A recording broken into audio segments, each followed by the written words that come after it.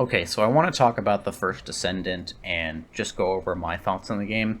Now, I'm recording this in post because originally I did this kind of all in one setting, but the audio was kind of corrupted and, not working in places because I can't really run this game and record at the same time. So I'm just doing this commentary post video. So it's probably not going to match up very well, but unfortunately, that's just kind of how things went. Now, when it comes to the actual open beta itself, there are things that I like and things that I don't like. And in general, this game has a lot of systems from Warframe. Gameplay-wise, it's similar to Destiny, but the systems it has are almost identical to Warframe's. The modding system that the first Descendant has is identical to Warframe's. Like, it's hard to even say that it's similar because they are exactly the same. You have a certain number of slots, mods have a certain cost as well as a certain socket type. You put, a mods of a corresponding socket type, you match them together and it reduces the cost, the same way that it does in Warframe, and you can apply these module sockets to different slots the same way you can in Warframe.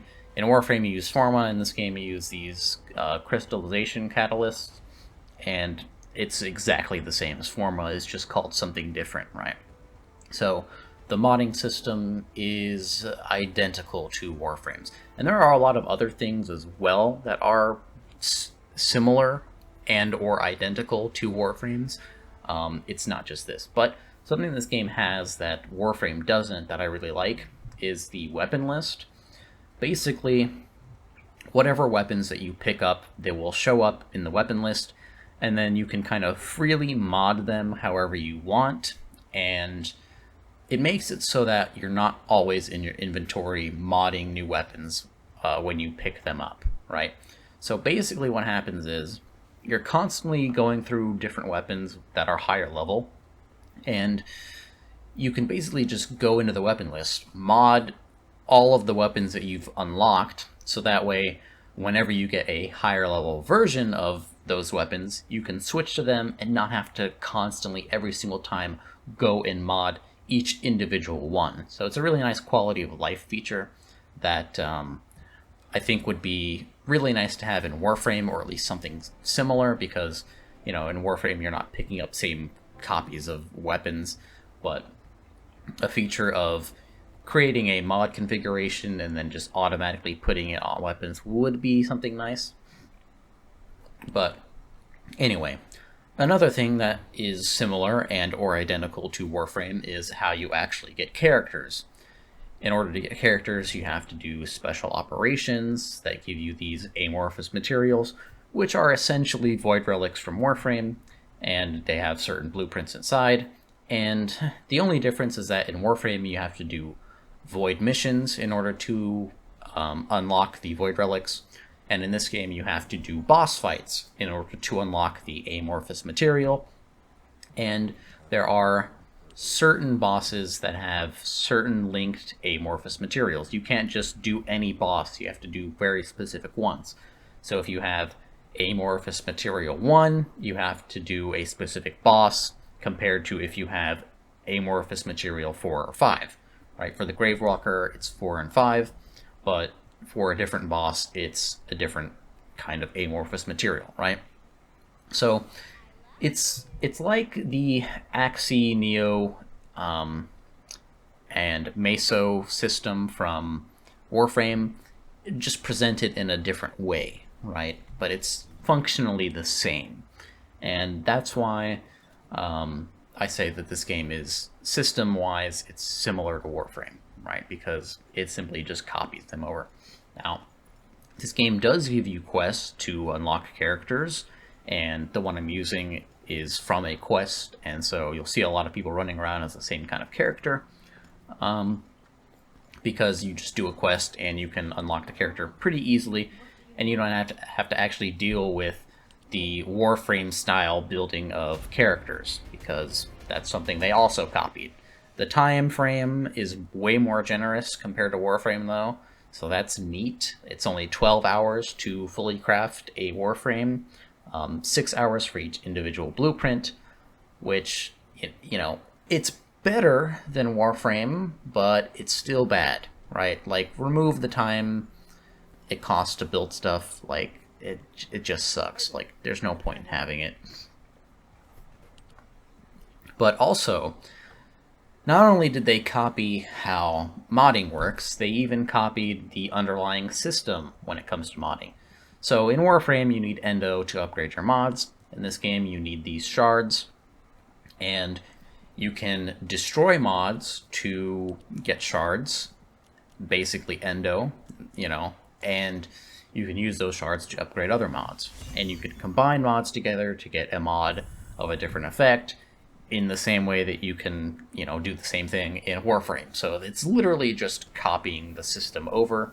And I don't know why they have decided to do this in exactly the same way that Warframe has, given the fact that Warframe has problems with modding. Like, it's not a flawless system. So the fact that they didn't even put their own spin on it is kind of strange. But another thing they have, this system is actually from Destiny this time, where you can transfer weapon levels over. So if you've got a low-level weapon and a high-level weapon, but you want to use the low-level one, you can transfer the level of the high-level one over to the low-level one. So I had a level 1 sniper and a 36 assault rifle. I just transfer the level from the assault rifle over to the sniper, so that way I can use the sniper instead, right? And it will destroy the weapon. So it's basically the same as Destiny 1 back in the day. And you can upgrade, like, unique skills that weapons have. This game's a version of exotics, right? They have unique skills, the ultimate weapons or whatever. And this game also has relics, which give you certain bonuses to your skills, and you can also upgrade those as well. You also have these external components that also give you different kinds of buffs, you know, and passive bonuses as well. So there's a lot of stuff to consider when it comes to, you know, building your characters out and, you know, all this kind of stuff. Okay, now I want to talk about the actual gameplay of the first Descendant, because it's very strange how they decided to handle the different areas. In the open beta, there's 3 and the main hub. But the thing is with these areas is that there aren't any enemies in them. So they feel very dead and barren because they are, once again, there are no enemies in them. There are a lot of missions in these different kinds of areas, but that's the only way you're ever going to find enemies, is by participating in these missions, right? Because if you're just running around and not doing anything, and if there isn't anyone in the area doing anything, then you're just not going to see enemies, right? And I don't really know why they decided to handle the game in this way, but I find it to be very problematic. Another thing I don't like is how they decided to handle skills, because skills in this game require a resource to use. It's basically mana, but they also have cooldowns. So it's resource and cooldown based instead of just being resource based or even cooldown based, you know? Destiny is cooldown based for the most part, like your main abilities are cooldowns, and your super is a resource that you have to build up. But, you know, other than that, it's all the other ones, like your melee, your grenade, all that stuff is cooldown based, right? And the entire, like, main way of building your character is to reduce the cooldown. But this game, it's both resource and cooldown based, because I don't know why. I feel like they looked at Warframe and said, oh, in Warframe you need to use energy. Well, and they looked at Destiny and, oh, okay, it's cooldown. And then they just combined the two and made it shittier. Like, they could have just had it be resource-based and it would be fine. The game would be really fun. Using skills would be really fun to use.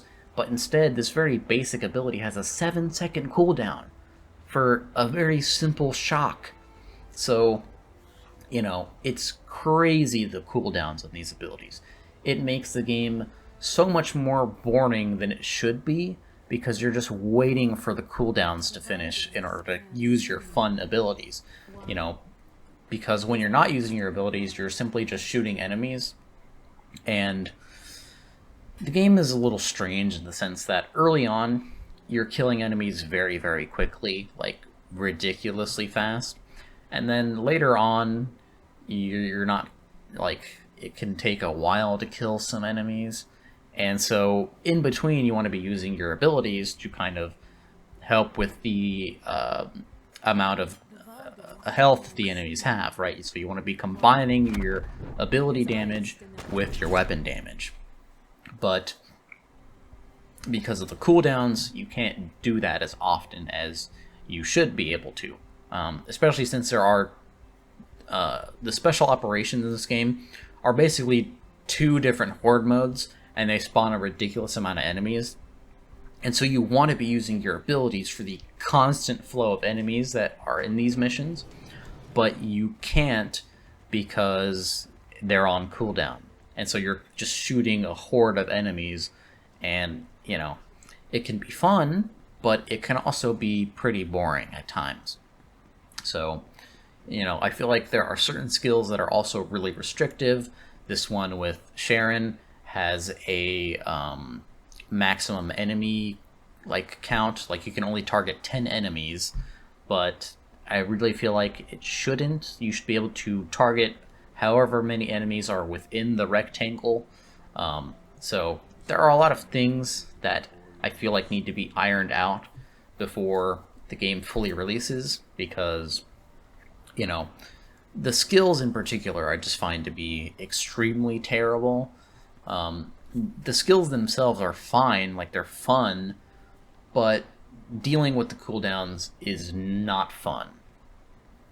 But anyway, that's pretty much all that I wanted to say with regards to the first Descendants open beta. It's pretty fun. The bosses are very fun to fight. The special operations are pretty fun as well. But once again, the experience is hampered by the heavy cooldowns that these skills have. And they don't get much, like, lighter when you reach a higher level. Like, I've reached level 40 with a certain character, and the cooldowns are still bad. Like, they're awful.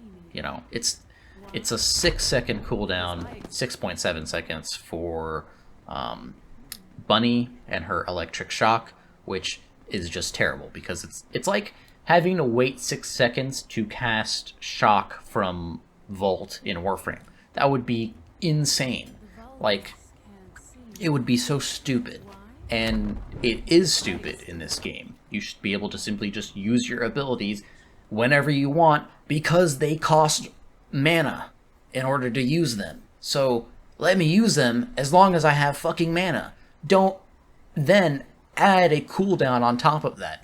Like, it's very frustrating because the abilities could be much more fun than they are if they didn't have the cooldowns. But anyway, I'm just gonna stop there. Like, I've tried multiple times making this, and I just haven't been able to because of the technical problems. But anyway, that's it.